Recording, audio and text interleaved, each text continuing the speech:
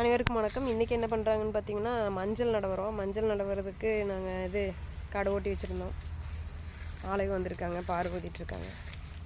ஒரு ஆளுங்க ஒரு 10 ரேட்டாக இருக்காங்க. பாருங்கள், இப்படி தான் பாரு.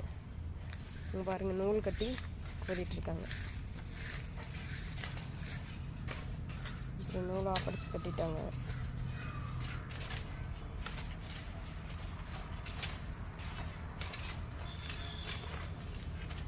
கட்டிட்டு கரெக்டாக கோதிட்டு வந்துட்டுருக்காங்க. ஒரே நேராக வரணுங்கிறக்காக.